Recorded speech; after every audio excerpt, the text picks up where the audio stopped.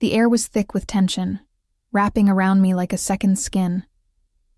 My pulse pounded in my ears, a steady reminder of the choice I was about to make, dressed in a sleek black gown that traced every curve I waited anticipation.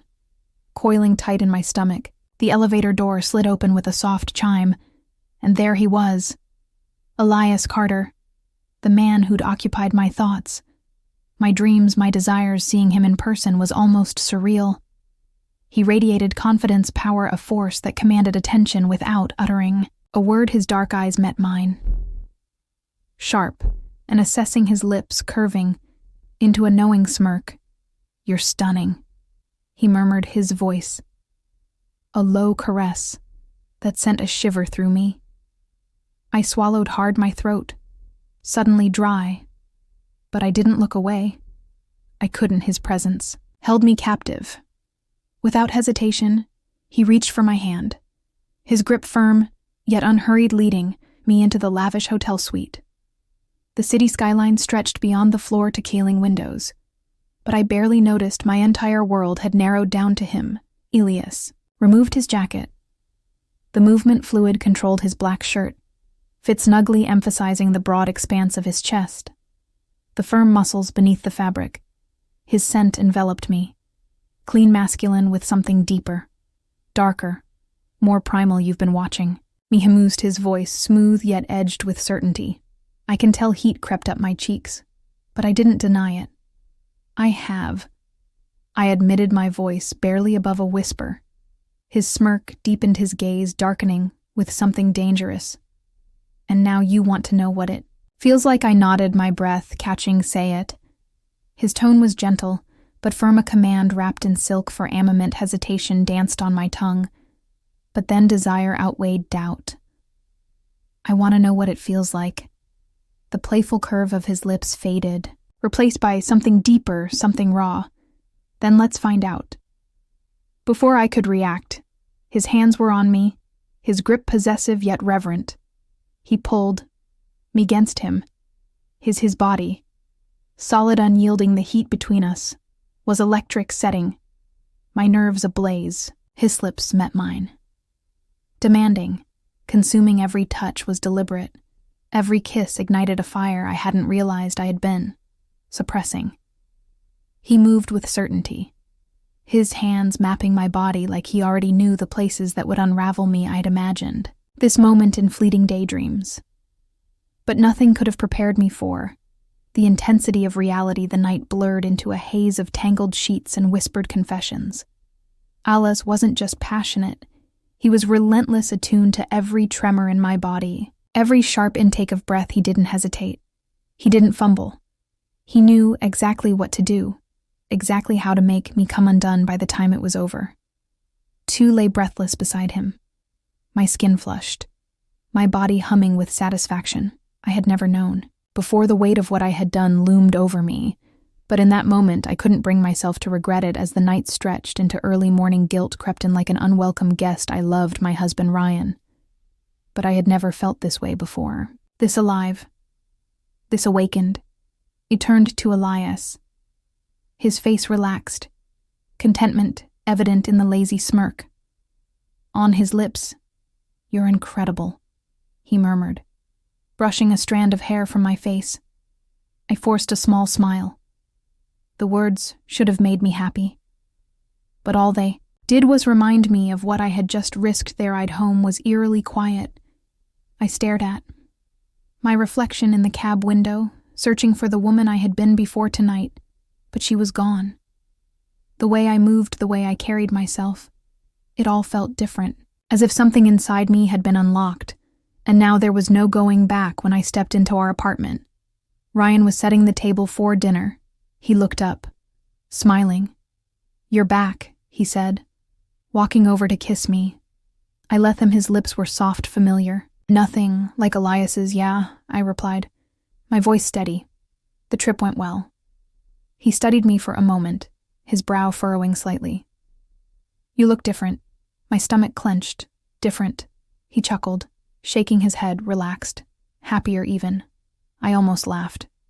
"If only," He knew days passed and life resumed its routine breakfast together, a goodbye kiss before work dinner in the evenings. But inside I was unraveling every time Ryan touched me. I had tormented myself to respond to pretend to felt the same way I always had, but my body knew the difference now. I used to fake pleasure to make him feel good, to keep things simple. But after Elias, I couldn't even pretend anymore because now I knew what it truly felt like. And that was dangerous. The guilt never truly faded, but I learned to live with it. I told myself it was just a fantasy one I had fulfilled, and now it was over. I convinced myself. I still loved Ryan and in a way I did. But love and desire were two different things. And now I knew the difference. The hardest part wasn't the guilt. It was the temptation for days. I fought the urge to reach out to Elias, just one message, just to see if he remembered, if he thought about that night the way I did. But I stopped myself every time. This was a one-time thing I had crossed, a line I could never uncross, and Ryan would never know, because I would take this secret to my grave days, turned into weeks, and I convinced myself I could bury what happened with Elias, lock it away in some dark corner of my mind, and move on. I played the role of the devoted wife, the woman who had everything she could ever need. And for a while I almost believed. But the lie became harder to maintain. The memories crept in at the most. Unexpected moments, Ryan would wrap his arms around me at night, holding me close. And all I could think about was how different Elias's touch had been. How he claimed me. How he knew me in ways my husband never did. I tried to shake it off, to focus on the life I had built with Ryan. He was kind. Loving, he adored me. But love and desire were not the same thing. One evening we were at a dinner party with a friends, sitting at a table lit by the soft glow of candlelight. Ryan was beside me, his hand resting on my thigh, a casual display of affection. He smiled, engaged in conversation, but my mind was far away. Then my phone vibrated in my lap. A message. I glanced down, my heart stopping cold when I saw the name. Elias. I wonder if you still think about that night. My breath caught in my throat. My fingers trembled as I locked the screen, slipped my phone into my purse. My pulse pounded. Did he know what he was doing to me? Did he realize how close I was to unraveling? I could still feel the heat of his breath against my skin, the weight of his hands. The memory of him haunted me, whispering its presence no matter how hard I tried to silence it. I excused myself from the table, muttering something about needing fresh air, and stepped out onto the restaurant's balcony. The city lights stretched before me, a glittering sea of distractions, but nothing could distract me from him. I shouldn't have replied. I should have deleted the message, erased all traces of him, but instead, my fingers moved on their own. I don't have time for this. Elias, seconds later. His reply, Camila's.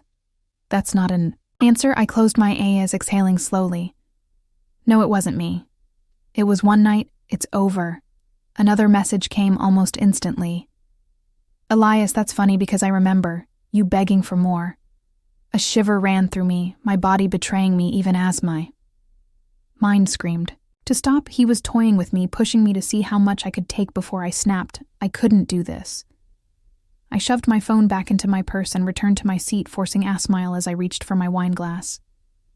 Ryan turned to me, his eyes soft with love. Everything okay? I nodded, of course. But inside I was crumbling. I held out for as long as I could. I ignored the messages. The late-night temptations to open my phone and respond. But resisting Elias felt like trying to hold back, the tide, and then one afternoon I saw him. I was walking out of a cafe, coffee in hand, when I froze in place across the street.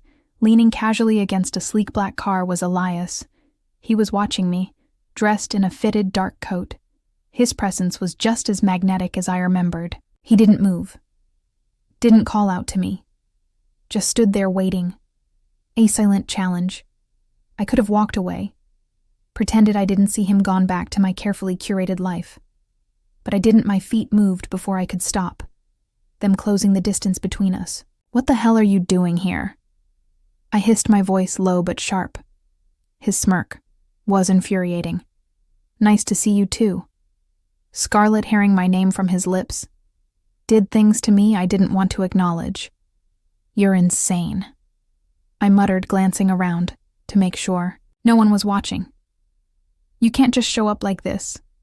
Why not had tilted his head. "I wanted to see you." I hated how my heart skipped it. Those words. Alias, this was supposed to be a one-time thing. He stepped closer, his voice dropping to that dangerous, intimate tone that had ruined me once. Before then, "Why are you still here, talking to me instead of walking away?" I had no answer, because the truth was, I didn't want to walk away. He reached out, his fingers brushing my wrist, light fleeting, but enough to send a jolt through me. I sucked in a breath. "Meet me," he said, not a request, a command. I shook my head. "I can't." "You can."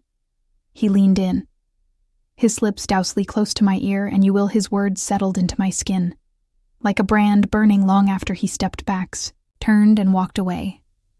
My hands clenched into fists. I needed to be stronger. I had to be stronger.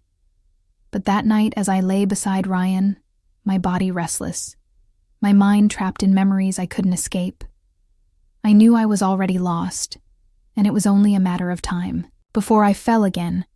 The pull of Elias was undeniable. No matter how much I tried to resist, he was always there, waiting, watching, tempting. But I couldn't keep living like this. One evening, as I sat across from Ryan at dinner, I realized I had already made my choice. He was telling me about his day, smiling the way he always did, completely unaware of the storm raging inside me. I loved him, but I had betrayed him, and I couldn't undo it. That night, I stood in front of them, mirror, staring at my own reflection, searching for the woman I used to be, but she was gone. I picked up my phone, my heart hammering as I typed, "Message me. I can't do this anymore. Don't contact me again." I hesitated, only for a second, before hitting send. Seconds later, the reply came, "Elias." "Are you sure?" I exhaled sharply, forcing myself to do what I should have done from the start. I blocked his number, then I turned off my phone, climbed into bed beside my husband, and wrapped my arms around him as if holding on to him could somehow undo the past. It couldn't, but it was time to stop running some secrets I would take to my grave, and that concludes Scarlett's story. One of temptation, betrayal, and a choice she can never take back. But what do you think? Should she have stayed loyal to Ryan from the start? Or do you believe her connection with Alias was worth the risk? Was blocking him the right decision, or do you think she'll fall back into temptation? Let me know your thoughts in the comments. I'd love to hear your take on this story, and if you enjoyed it, don't forget to like, share, and subscribe for more.